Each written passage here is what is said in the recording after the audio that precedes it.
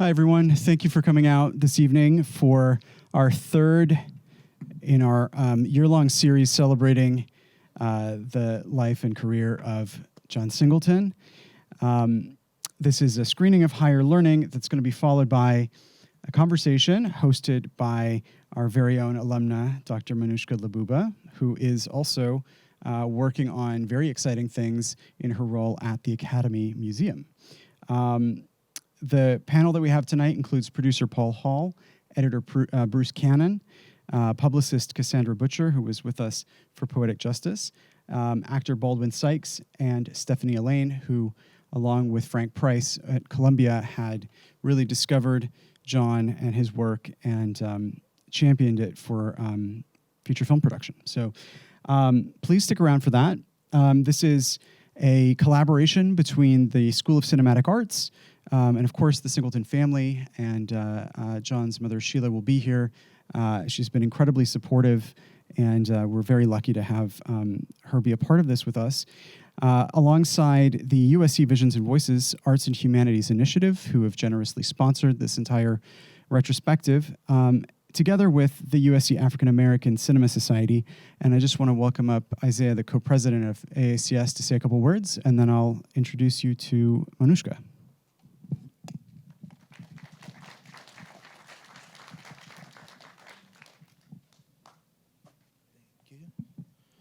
Hello, everyone. My name is Isaiah Simon. I am the co-president of the African American Cinema Society. Our mission is to highlight and promote art and artists who are invested in showcasing the complexity and sophistication of Blackness and the Black diaspora. I just want to say a huge shout out to Alex Ago for organizing this, as well as USC School of Cinematic Arts and USC Visions and Voices. Let's just Also, I want to say a huge shout out to my AACS e-board members and my co-president, Caitlin Shane, who could not be with us today. And I just want to say a huge shout out to everyone who came tonight and wanted to support us and support our founder, John Singleton. I hope you guys all RSVP for Rosewood, which is going to be November 9th. And yeah, stick around. I look forward to meeting some new people. Have a good one.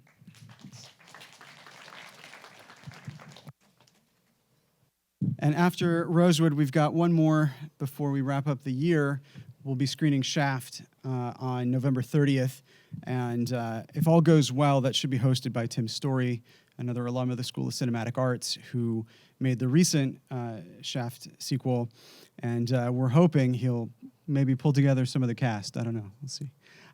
So with that in mind, we've got a great night ahead, and let me welcome Manushka Labuba to tell you more about her thoughts on higher learning.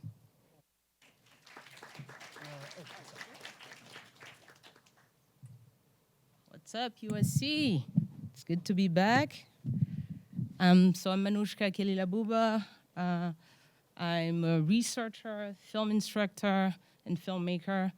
I currently work at the Academy Museum of Motion Pictures, and over there we are developing an exhibit on Boys in the Hood that will open in February next year, so please come check it out.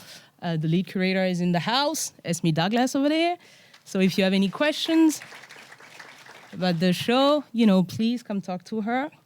And so for me, I wanted to be able to introduce, this movie, not only because, I'm working with Esme on the Boys in the Hood exhibit at the Academy, but also, because, John Singleton has been an inspiration for me. I did my MA and, PhD at SCA, but in critical studies, but, being, a Black filmmaker, even though I'm a female, like people like John Singleton, Spike Lee, you name them, like I've always been an inspiration for me. I come from Africa, but like watching, Boys in the Hood was a big inspiration for me, right? One of the movies that actually kind of influenced me to actually choose, to make movies. And so I wanted to tell you guys, a little more about Higher Learning, which is, the third film in John's filmography. It doesn't get the same attention as, Boys in the Hood, because Boys in the Hood was such a great, debut. But for me, actually, this is, my second favorite movie, in his filmography. So to tell you more about that movie, Higher Learning is his third film, and it was also the third film that he developed for Columbia Picture. He had pictures. He had a 3-picture deal with them that included, Boys in the Hood. Then he developed Poetic Justice, and Higher Learning was, his last film from, that 3-picture deal. John used to say that, working, with Columbia during, that time, on those 3 movies, that was his equivalent of going to grad school. He actually kind of honed his skills, right, as a filmmaker. And so as it pertains to, Higher Learning, in terms of what he wanted to do with that film, he said that he wanted the film to be, a sort of microcosm of America, being a metaphor for America. He wanted the, fictional college campus, to represent that metaphor of America in the sense that, it presents itself as an environment that invites people from diverse backgrounds, to come to that place, get to know each other, and expand, their knowledge. But what the setting does ultimately is actually prompt, all those people to judge each other and gradually become a little less tolerant. You might find that, this is a message that, still resonates today, 27 years, after the release of the movie. I leave it up to you. But what, I really like about this film is like seeing, the maturity, in John Singleton as a filmmaker.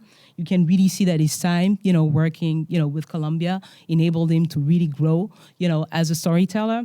Especially, in the way he was able, with this film to start for the first time in his career, developing characters that are far away from him. You will see in the movie, for those of you who have never seen the movie, characters, that are far from what he has, he was used to, right? From Boys in the Hood and Poetic Justice, characters like Remy, Kristy, and Tareen that are, not at all relatable to John, but as a storyteller, he knew that, he needed to be able to tell stories about people that are totally different from him so that he could engage, the audience in his narrative. And you can also see in terms of, the visual storytelling, you see, more sophistication in his camera work, like the camera is a little more fluid, the pace of the film is a little tighter. So that's what, I would encourage you to pay attention to. And then, later after the movie, we'll have a longer conversation with the guests about, the making of the movie. Enjoy.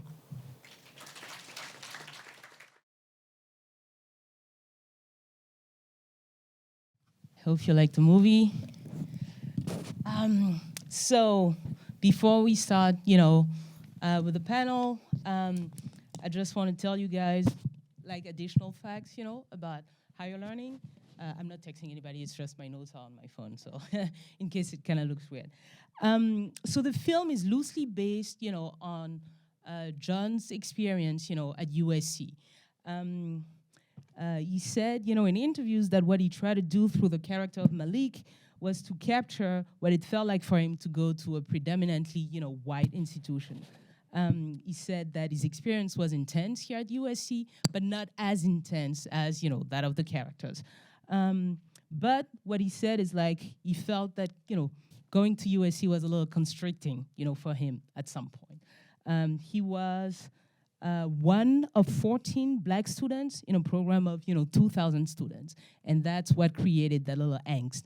And so for the panel tonight, I wanted to actually start the conversation, about like that experience, at USC, and I was thinking about Baldwin over there was a USC alum, but is also like an actor, and he actually met John while at school. And so I wanted to ask you, Baldwin, if you could just tell us, about how, you met John and how you two bonded, at USC, through your like common experience as, Black students in predominantly white programs.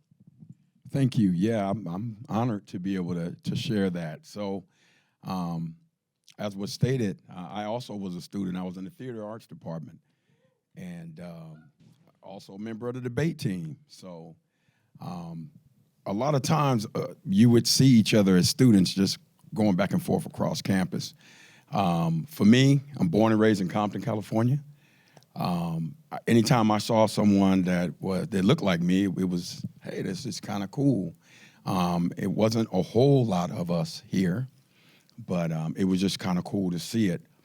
And so we did a production every year called Evening of Soul, where we would put together an original piece of theater and perform. And that's where John first saw me perform, and another mutual friend, a gal by the name of Melissa Maxwell, she knew both of us. So she was like, you know what, you need to meet B, and she kept telling me, you need to meet John. And so that's how that came to fruition. She introduced us.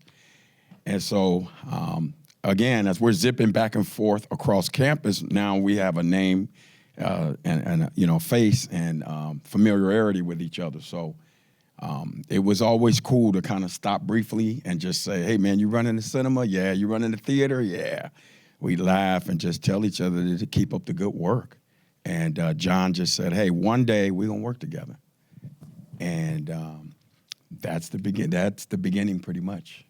Can you relate to like, could you relate to his sense of isolation, you know, like not feeling that he had a lot of, you know, people that look like him, you know, around him, you know, in his trajectory at the school? Can you talk about that a little bit? Yes, I can. Like on our debate team, there were 2 African Americans, myself and another, he's an actor too, guy named Mark Christopher Lawrence. And we were the only 2. In the theater department, there was like 6 of us. So I could definitely relate. It just wasn't a whole lot of African American opportunity. That's the word I like to use, opportunity. And I think that's why we worked so hard, because we knew that we were given an opportunity, and it wasn't a lot of us. It was a gateway for us to kind of show that we could come in and make good on the education as well as the talent. And we did the best that we could. Great. Thank you.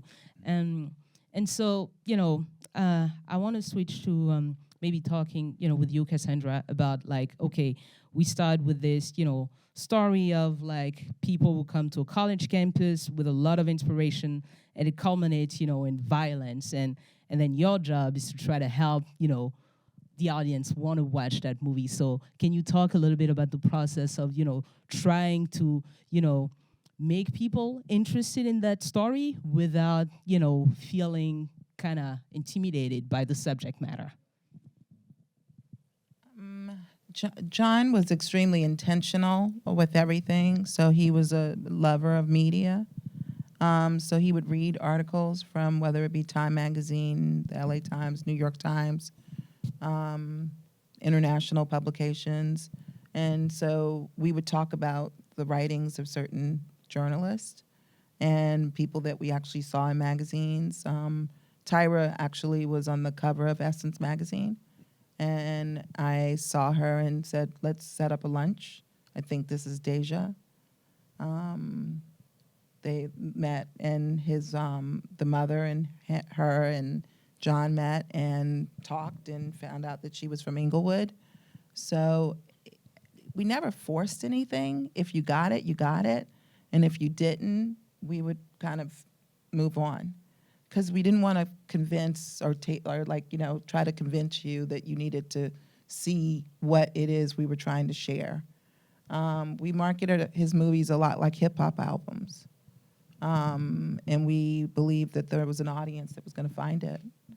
So lots of press visits. And Patrick Goldstein was a big fan. He was a big fan of Patrick's. But not, and we weren't transactional.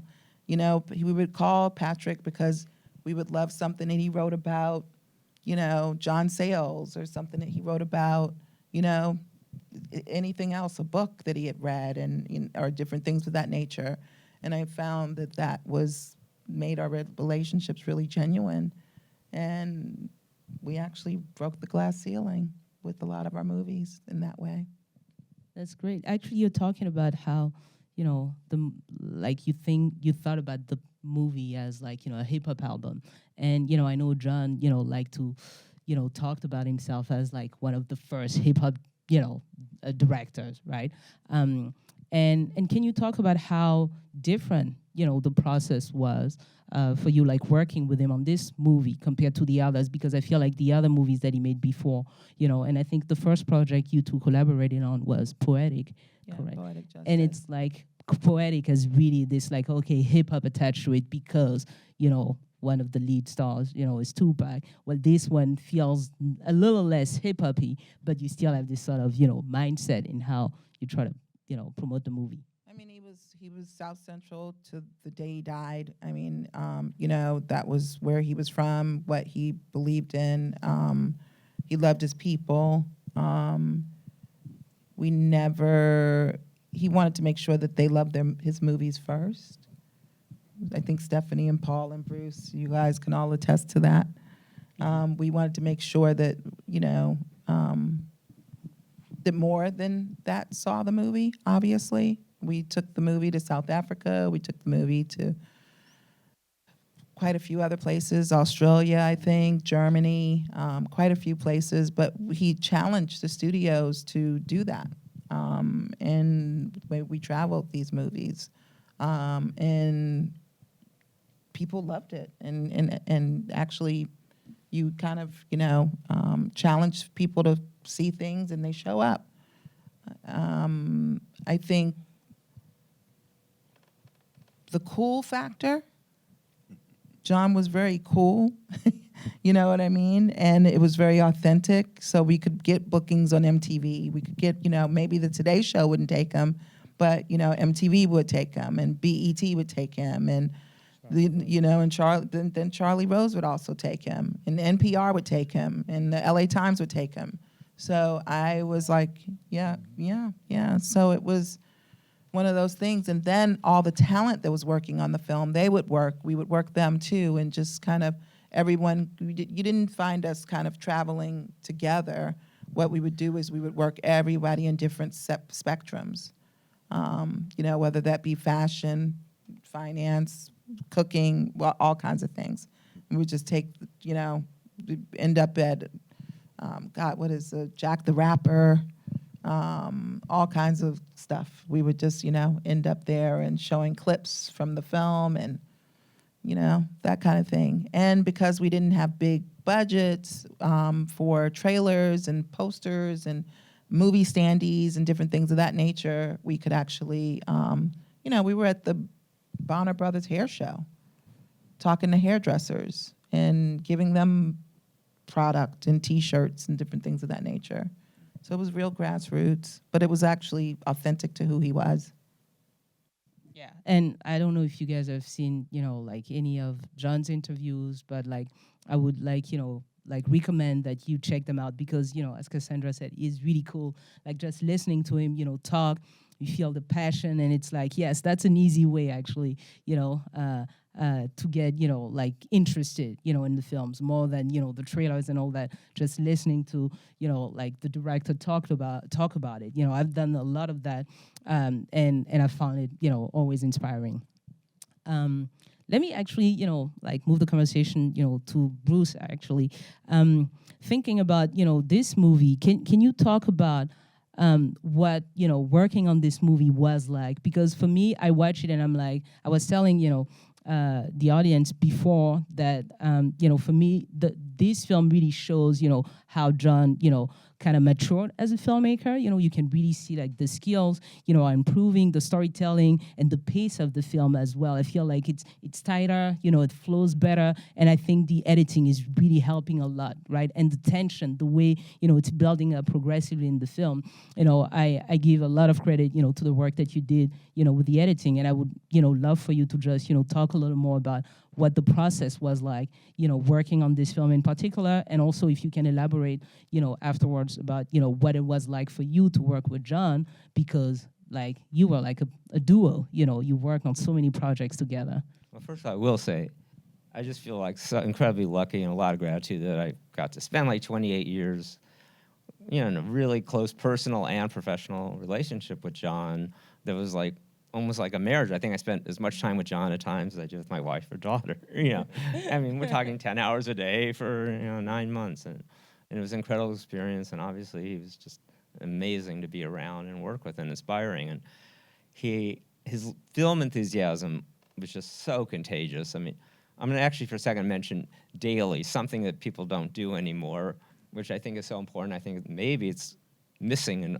filmmaking right now, because we would actually, the night after the film was shot, as processed, we'd sit in a room together and all watch it. And for the editor, I was able to really, well, first of all, physically, John was so enthusiastic. I'd be getting like elbows like this all the time.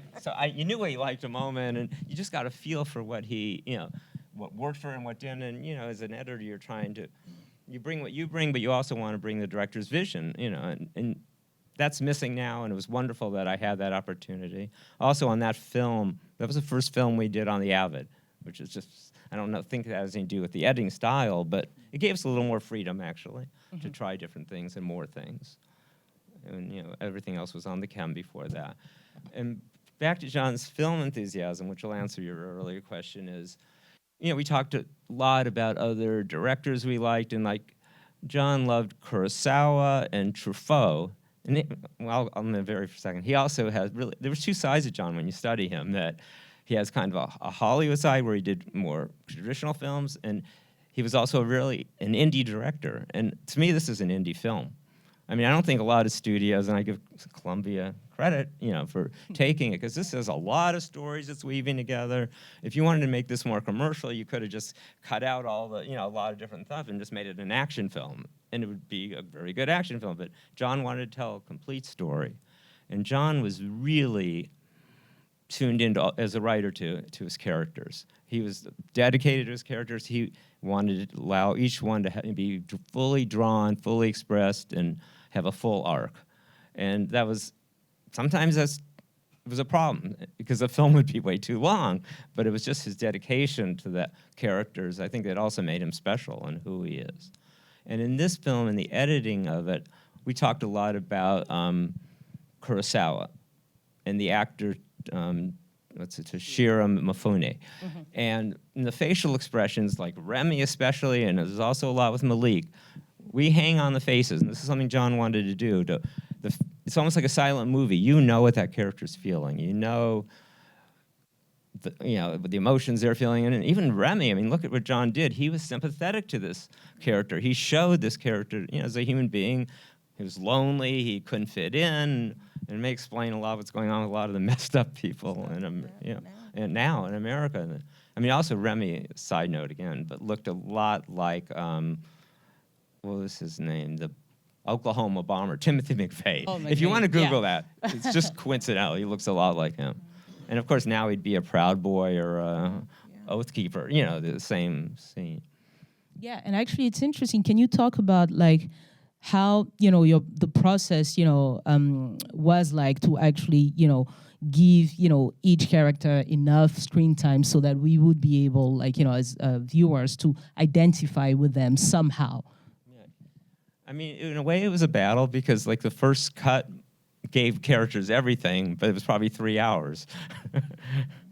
So we had to whittle away, but John was so dedicated he kept the integrity of each character, and I think it's really there. I mean, there was one scene that was cut out, which I think was a sex scene with Taryn and Kristen. And in some ways, which would have altered things, but the film was already long, and it just kind of hurt the flow. I mean, you have to the film becomes its own animal, and you have to kind of just, you don't want to lose track of the key story. And the music was such a good character. It was, and it was amazing. Danny Bramson, we mentioned, who he brought in as a musical supervisor. And, right, each character showed the diversity, or the separation, actually, of how each one had their own type of music they listened to, which in a way is kind of sad, because when I grew up as a kid, the radio stations would play almost, on the same radio station would be James Brown, the Supremes, the Beatles, the Stones. It was all, we were all listening to the same music. Kind of, a lot of ways. Maybe not blues, but a lot of the same. Here and now, it's very different, and John reflected that through the music. Well, it's crazy that this movie was almost 30 years ago, and it's so contemporary. It just feels like it speaks exactly to what's going on everywhere in not just America, but the world, And just to think that he was 24, 25 when he made this movie, and how it held up. I was so impressed when I rewatched it. if I may piggyback on what Stephanie said, as I was watching the tower scene when the sniper, the first thing I thought about is, okay, when this was done 30 years ago, there weren't a lot of active shooting scenes. Of course, we know now it's every week. Like there's everywhere. Schools, Schools everywhere. Well, there was Kent State. Yeah, there was like a couple. But that was it. You're right. Even that. But the police brutality, the white supremacy, like you were saying, I'm just always thinking I knew John and how great he was, and then just in the years, you just really see his contribution. Yeah. He was a visionary in a lot of ways. Paul, you're another frequent, collaborator, collaborators of John. You've worked with him. You guys have worked together for 20-something years. But this movie was actually the first time that you were producing a feature film.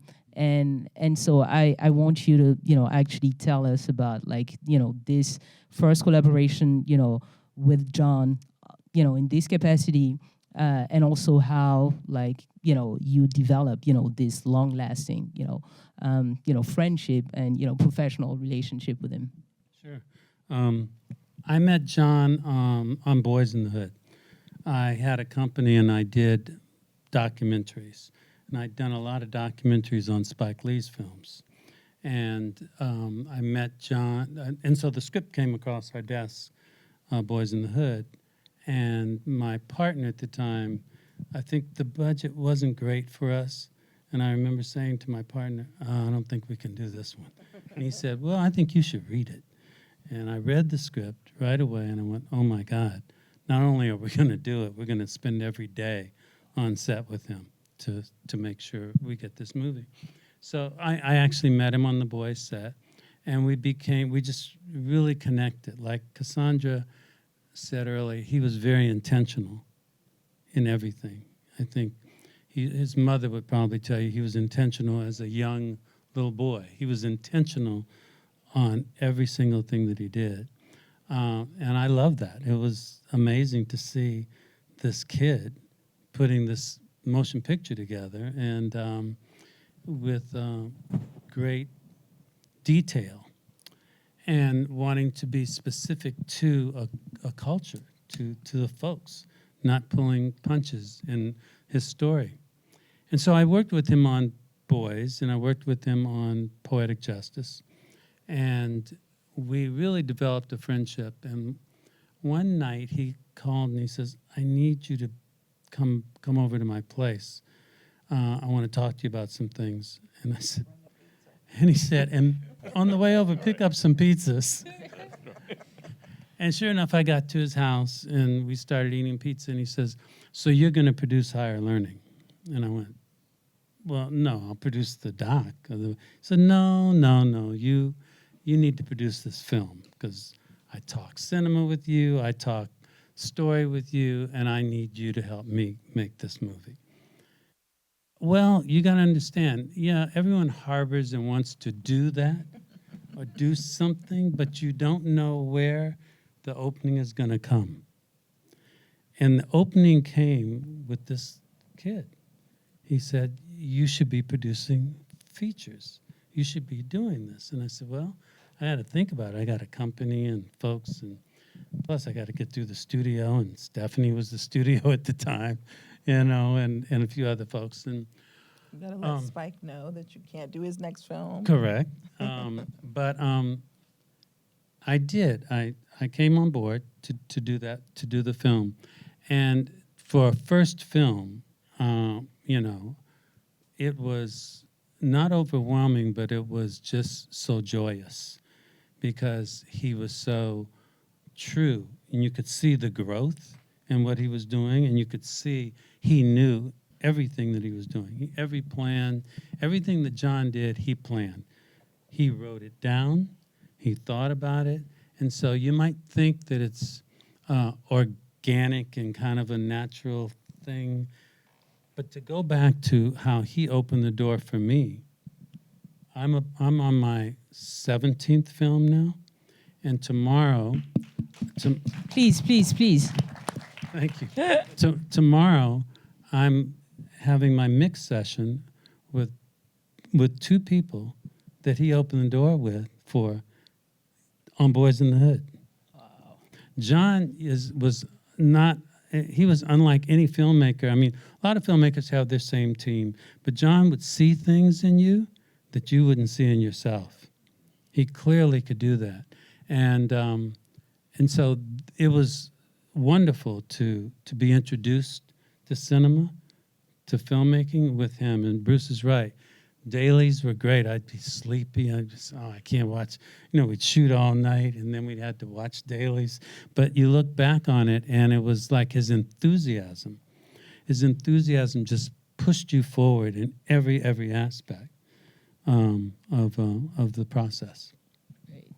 And so we are at USC, right? And the movie is loosely based on John's experience at USC. But the movie was not shot at USC, No, right? So can you talk about that, please? Sure. We, when we were in prep, SC is where he wanted to do the film, and so I said, "Well, let's go to SC." He said, I'm sure they're not going to want to do that, but let's go. I said, "Well, let's just, put on some nice clothes and go over and meet with the dean." And sure enough, we met with the dean, and the dean said, "I love the script. I think it's just terrific. But John, and I love you and I love your work, I just can't make the picture here." So John said, "Okay, that's what I thought, actually." Okay. He probably said exactly that. We walked outside, we hit the street, and he said, "Okay, we're shooting at UCLA, and we're going to open with the SC fight song. We're going to open with the V." On the UCLA campus. On the UCLA campus. I said, "You can't do that." He said, "Oh, you watch me." Yeah. And so, sure enough, I mean, he never, when he put his mind to something, he did it, there were battles, but he did it, And in constructing this film, Cassandra and Bruce are correct, and Stephanie, in that you felt it was special. There was a lot of story there. Bruce, you talk about the editing. I remember the first cut, Bruce was 3 hours and 36 minutes, and John said, "And I'm not changing anything." And Bruce looked at me, he said, "Paul, what are we going to do? What are you going to tell Steph?" I said, "Well, I don't know that." What he said, But there was a lot of story to serve, and he was true to that. One thing about John, and I carry this with me in everything I do, is about being true. Being honest, whether it's a comedy, whatever it is, be a drama, just be in the real with it. Make sure it's real. It's not fake and phony. I mean, you talk about the soundtrack. We found Michelle Indegeocello at a club, and there was this guy performing D-Knowledge who was performing. Remember? Yeah, and we brought. He said, "This is great. I see D-Knowledge is going, what, I could do a film?" He says, "Yeah." So he just had his hands in every aspect of what he was creating, down to the end. I mean, and he made it possible for quite a few people that are in the business today. It was amazing how many people he mentored. I'm talking hundreds, maybe even thousands. I don't even know. It was insane. And it was intentional. Yeah. He knew exactly what he was doing. Yeah. No question about it. Every movie he made, that was the movie he wanted. Mm-hmm. And there was a purpose behind every single word, shot, everything. Now, this is true. And, Stephanie, so you're talking about how, John, mentored a lot of people, but the one thing that he said, about you many times, over in interviews is that you, he always credited you, for, being one of the first, people out there to believe in him. When you read that, draft of Boys in the Hood, you were fighting, for him, fighting the system for him. And can you talk about that? What did you see in, this young, filmmaker straight out of film school. He was in film school. Oh, he was still in film school. So tell us about his that. Senior year in film school, and I was just promoted out of the story department at Columbia Pictures into being a creative exec. So I was really trying to replace myself in the readers pool with a person of color, because of course there weren't anybody in there. It's another story. And he had been doing coverage, and he came into my office, what I thought to sort of interview for this job, but 10 minutes in, he was like, let me tell you about this script I'm going to direct. We didn't even talk about the job, to be honest. We just talked about Boys in the Hood and how it was going to go and how it was going to be and what he was going to do. And I was just bowled over by his confidence and his passion and his certainty that this was his future. And I said, let me read the script. And he said, no, my agent's got it over at CAA, and, I think I'm going to do it with John Hughes and this and that. And I went, because I went to school in Inglewood, so I knew these kids, and I just called every day until I got the script. I locked my door, I read it, and I just thought, this is why I'm here. Like, I just felt it in my bones. My job is to get this movie made. And so I just went about it in the beginner's mind way, which is to take it to every single executive separately and to talk to them about why I was passionate about it, ask them to read it and talk to me. And at the time, we were in Burbank sharing the lot with Warner Brothers, but many changes had happened, and we bought the lot in Culver City, and by the time we got over there, Don Steele had turned into John and Peter, had turned into Frank Price, and I put the script on Weekend Read, and everybody who purported to support me didn't. Right. Mm-hmm. And I was sitting there just sweating. I was like, oh my God, what's happening here? This is crazy. And Frank said, well, I think it's very good, and we're gonna make it. And I was like, heck yeah, that's what's up. And then and I had no idea how to make a movie. I'd never made a movie, but I just faked it. Mm-hmm. And then we got Steve Nicolaitis, who I knew, and we just made the movie, and the rest is history. And I worked with John on 5 movies, 3 as an executive, but 2 as producers. We both produced Craig's 2 movies, Hustle and Flow and Black Snake Moan. And as excited as he was about his own movies, mm-hmm. he was more excited about producing somebody else. Mm-hmm. He was there every day, every second, in the middle of the night. We fought, we laughed, we cried, and he was the best. So just for the audience, if you're not familiar, Frank Price was the head of the studio, Columbia, and Steve Nicolaitis is the producer of Boys in the Hood. And actually, my last question for you is how do you go from, basically producing these guys' movies and then now working with them, as co-producers, and especially with Hustle and Flow, which was your first, movie that you produced with your own, company. So can you just talk a little bit about that?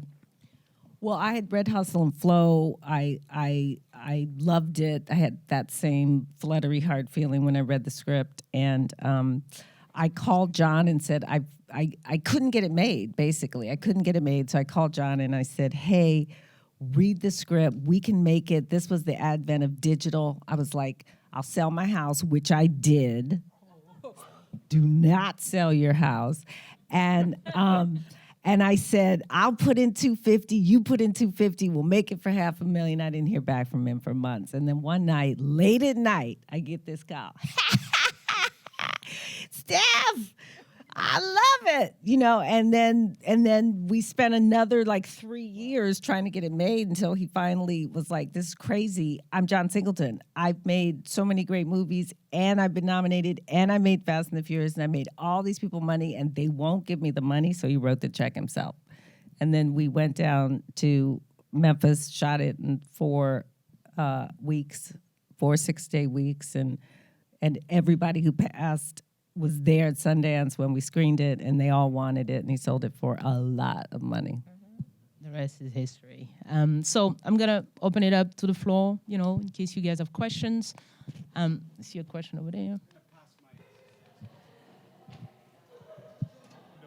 What's so funny about Doesn't need a mic. Hi, Dion. What's up? Hello, everybody. Dion worked with us on Oh, yeah. Boys. The Boys and Poetic. I was the PA on Boys in the Hood, Poetic Justice, and Higher Learning. And like they said, John is very, very intentional in everything that he does. And if you look at each frame, there's something about it. You got to catch it. You have to watch it over and over again. You're going to always get something. Even the opening credits is gangster. The whole film of this movie, Higher Learning, is gangster. Even with the credits shooting in and the music, if you know. Saul Bass. Saul Bass did those. Who did Oh. all Hitchcock stuff. Psycho. Amazing. Yeah. Amazing. And to see watch the characters think. It's very interesting to see them think and how the music dissolves into it gets you. And what I love is so many different things about this film. It had so many different topics, and each week when we were working, we were working on it was like working on a different film because it was different subjects. And when he put it all together, put the puzzle together, boom, we got this. I'm very proud of all this work. This right here, Higher Learning, even the opening sequence when we shot it, I thought, I'm like, why we're not at USC? I didn't know the backstory of what happened. But even the George Washington, that was Tommy Trojan. It's the opposite. Yeah, definitely. That was intentional. Right, exactly. Columbus University. Columbus. Exactly. And when Malik's character got beat down, right there in front of the police after hitting that confrontation with Remy, Correct. you had George Washington on the wall. Correct. So it was so many different things. If you go back and look at it, like, wow. And Erase Your Heart, Minnie Riperton song, the whole Give Me Your Love, boom, when he thought all that, it was right there. Everything was just laid out. So excellent job. Great job. Loved it. And this brother right here, he was hired. He got cast in Boys in the Hood. And he was one of the. Who were you? Played Monster. Baldwin I played Monster. played Monster in Boys in the Hood. Yeah. Thanks, Dion. Another question?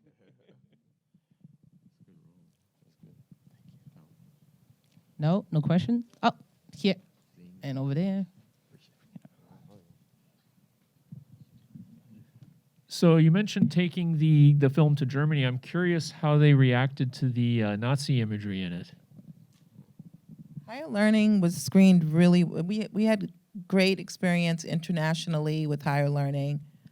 What I loved about whenever we would go internationally to any place, you went mainstream, but then John would always make sure that we went into the neighborhood. So we would go to colleges, we would go to places that were not on the schedule and actually screen for the neighborhood. So even in Australia, we screened for the Aborigines community. In South Africa, we screened in Soweto, not just Johannesburg, not just Cape Town, but Berlin Film Festival, obviously we'd do Berlin, but then we would go into, he's like, where's the neighborhood? Madrid, and the same thing in Madrid as well. But I find the honesty, anytime I've gone to Germany, many films, there's only one movie, I don't want to say what movie it was, and it wasn't Singleton's, that did not work when I took it to to Berlin. It was set on one block, like a hip hop movie on the block, and I felt like it didn't translate. The music didn't translate, and it was just too much of a hip hop story. But for me, traveling abroad, it always works as long as they can see the authenticity and the truth. John loved August Wilson. He loved the voice of August Wilson. When you think about the voice that he had is very similar. I met August Wilson through John. I worked with August through John. Right. I did a play with August. You could do a course on people that we know through John, or people that got there started. But he loved August Wilson, and he loved August Wilson very much. And he loved the way he had a rhythm that was honest, and it represented the dialogue was really very. He also loved Walter Mosley. Yeah. Walter Mosley, who wrote about South Central, and he wrote about the conditions and folks and put a real face on them.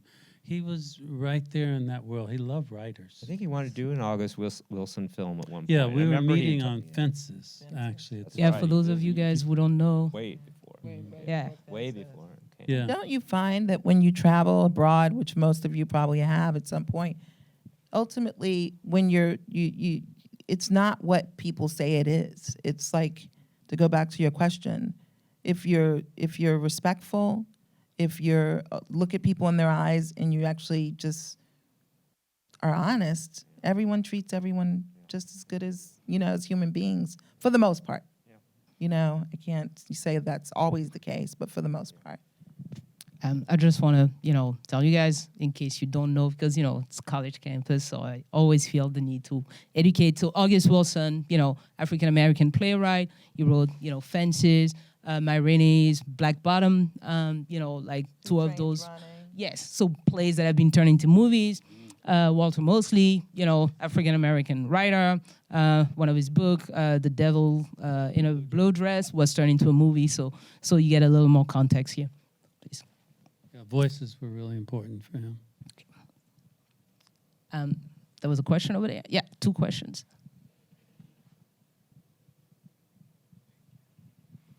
Hello, my name is Tyler Holmes, and I'm a film student here at USC MFA program in production. This probably is my favorite movie of John Singleton's. Just the complexity of the characters and the arcs and the emotions. I was laughing, I was enraged, I was sad, I was in love, and I really appreciated that and all the work that y'all put in to make this happen. 2 questions I had was, one, with so much complexity within the film, how did you feel? What were your emotions making it, seeing it for the first time? What were your first reactions that you heard from other people seeing it for the first time? And then a second question, in terms of editing, there were some really dope edits. And one specifically I noticed was a couple times where someone's face was in the forefront or the foreground in clear focus, and then somebody else was in the back in clear focus. It was like a blurred line, but it was very unique. And I was curious what was the meaning behind that in your edits. And did John have specific things that he loved in terms of editing that you worked with throughout your films? He was always really just true to the characters. But you were referring to, I think was it called dioptic lens or something? And he used that once in Poetic, split dioptic. That's what he used. And it just allowed you to see clearly foreground and background, connecting those characters. I mean, he always was thinking filmically in that kind of way. Yeah. And what was the other part of the question? In terms of the emotions and the reactions and throughout the film, the complexity of it, how did you feel? And that's the question to everybody. Editor, a little like being an actor. I always kind of put myself in the middle of like, what's this character feeling? What's this character feeling? So I was all over the place, emotionally watching working on the film. I worked on the script with him, and it was a monster, just trying to wrangle it all together. And John and I had a very argumentative relationship because I was working at the studio and I had to deliver, the bad thing. You go tell him stuff. You go tell him. And also, I was the story person, so I worked very, very hard on the scripts with him. I remember one time, I don't know, there were so many characters in this movie, it was so hard to service all of them. But I think you guys did a really great job in doing that. But I remember one time he called me and he was like, "Stay on the phone with me while I write this scene." You know, he would do that, right? And just talk to me while I write the scene. John was so generous, really, in bringing you into his process, and not at all like I'm the director, I'm in a bubble, but very much working with anybody and everybody around him and pulling you into his world and into his vision. Yeah, he was fun. It was. I haven't worked with a filmmaker since that is fun and has that enthusiasm and the attention to detail and wanting to make sure those stories are serviced. I mean, John loved the edit room. I work with some filmmakers; they don't even want to go in the edit bay. It's like they'll do Evercast or something, and sign on from their house. It's like, what? You got to sit in the bay and flip things and go through stuff together. That's the way storytelling is. Yeah. I just want to say, and Sheila got to read every script first. Whatever it was, she got every script first. So I do know that. And then they would pass it on, and he was like, Are you done yet? You done yet? Oh, right. Yeah, you had to read every script, and you had to stop drop what everything you were doing and read it immediately. 2 hours. Yeah. Call you back in 2 hours. Are you done? Are you done? And then they wanted to talk about your favorite let's parts. talk about the end. Let's break it down. Yeah, exactly. So people who didn't continue to usually work with him were people who didn't make. Oh, they didn't keep up. Yeah, that didn't keep up. Yeah, you had to keep up. Sheila is John's mom. She's over there. Sheila, can you just In the movie too. She is in the movie. Yeah, she makes a little cameo appearance in the movie as the financial aid counselor. advisor. Kristen. Yes. So John's You mom. guys catch John in the movie too. Yeah. John's in the movie. Yes, John also made a little cameo appearance. A little more difficult to spot, but it's after the altercation between Malik and Remy in the room. Then when, at some point, I think Remy's, roommate, leaves the building, and then you have John and another person walking, just students passing by. It's really brief. Sheila had to point it out to me. But then if you actually go back and revisit the movie around, that sequence, you will see him. If you pay attention, you will see him because, his face is visible. You mentioned something about the emotions of the how the crew and the cast in some of the scenes. There was one, the Noxie stuff that was shot on stage was so intense and so quiet in that room, you could hear a rat piss on cotton. We was just shocked. Cole, his performance, you almost want to, when we cut, you kind of wanted to look at them and it's hard to explain, but in some of those scenes, it was so real that emotionally, as a crew member, you were right there with the character. You dealing with what they're giving, what they're dishing out. So it was very interesting. And we were quiet. We would set up the shot. We go to the next take. Once we out, we into another scene. We looking for something, the party scene, we all excited. But the track scene, everybody's all excited about that. But in some of those scenes, they were very, very heavy, very, very heavy. And the crew felt it. Yeah, for sure. One thing I'll also say about John is that it's something that you guys should, you that are in school and you have partners, having a partner to work with, those people become your life partners. With John, we've known each other now for 28 years. We work with each other. Longer than that. The Boys is 1990. We Oh, made right. the movie. You're right. So what happens is a shorthand happens, and you have each other's back. Yeah. So it's really important to, in the process, find your people. Yeah. No question. Your tribe. Okay, that's going to be the last question for tonight. Over there, the gentleman in the back. Hi, my name is Lance Montgomery. This is for Cassandra and maybe Stephanie. I know Cassandra mentioned he kept up with certain journalists, which I found really interesting as somebody that like is kind of obsessed with current events and news. And so he's made a diverse range of films. And so I'm kind of interested like on the front end of each of those that you guys were involved with. How did he get that inspiration? Where did he get it from? He obviously has certain perspectives he wants to put into his films, especially this one, like the research process, or because he definitely is a very studied and versed in these subjects. Isn't just like something he just put in there just to have in there. He's trying to get something across. So if you guys can speak to where he drew that inspiration from and like how he delivered it in those scripts. Felix should answer that. I mean, he was very well read. I mean, this guy, there would be books that literally, Sheila, please. Let's give her a mic. Yeah, that's true. The biggest compliment you can give to me is that John was well versed. He was a reader, and he created interest in areas that one wouldn't think he'd be interested in. When I see this film, look at him and I just start shaking my head because I'm looking at the dialogue. I'm listening to the dialogue, and I'm listening to what he may have read. Everything he did, he read about it, and he understood it clearly. My first understanding of him reading is when Furious Styles said to these two young guys that came into him, "Don't worry about the test in so many ways. The math is universal," and I was learning from John. I have a collection of John's books that I can't give away because I know there's some importance to him in them. Many of them have been given to him and signed and all, but there are so many books.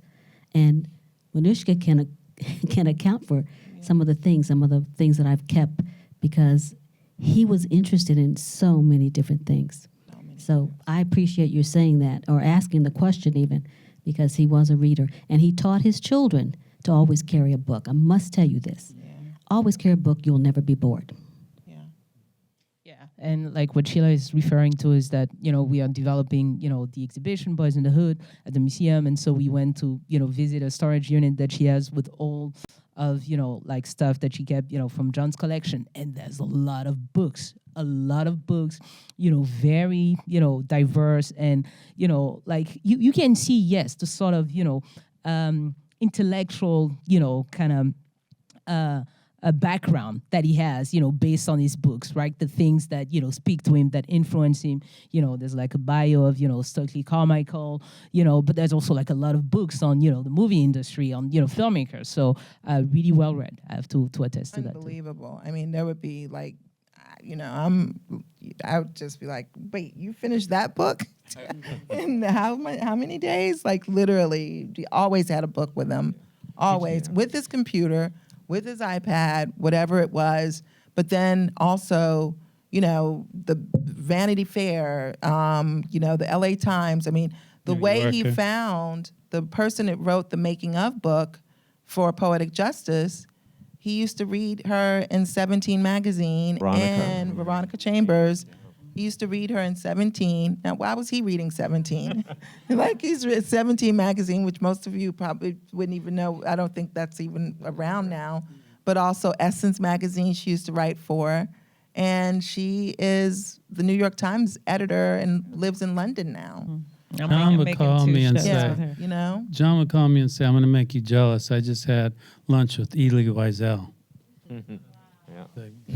Yeah. I'm going to make you jealous. Gordon, what about when you went to Gordon Parks' house? We had dinner with Gordon Parks. Yeah. We cooked at his home together. Versus him saying how during college, he lived in the library. I mean, he was always, in high school too, I think right? Yeah, he was, I collect books and he collects books. He definitely. But he would call me and say, "So I got this thing that's going to make you jealous." And I said, he'd tell me what it was. I'd go get it. Or I'd do it back to him. Yeah. He truly was more than just a cinema guy. His whole life was a life. Yeah, he lived a very full life. And I think the best word is Cassandra's used, and so has Steph and Bruce. He was intentional. No question about it. I've never met anybody with such intention, such focus. And he could recount when his father took him to see Star Wars or see a movie downtown. He could give you the exact story. So he was an intentional storyteller, no question about it, and an intentional person to help other folks. Yeah. That's his big gift. He helped a lot of people. All the actors, everybody. Everybody. I remember being in Harlem, and we were in a little restaurant. I don't know, something with Tupac, and somebody said, "I want to be a writer. I want to be a screenwriter. What advice do you have?" And he was like, "Come here. I'm going to tell you." And the person comes over, and he's like, "Right." You know, it's just like he was just. I mean, on the set of Higher Learning, he encouraged Ice Cube to write and direct. Yeah. So people that came through his world, I mean, look at Regina King. Yeah. Regina King, he used her over and over again because she had a true, real element. She's blown up, and she's a directing. director now. She's Director, directing. yeah. So you know, if you paid attention, and it was hard not to, you got some gifts with him, some real gifts, life gifts. Yeah. This is great. Do you want to say something, Stephanie? Just never forget him. He's the best. Yes, yes. Thank you.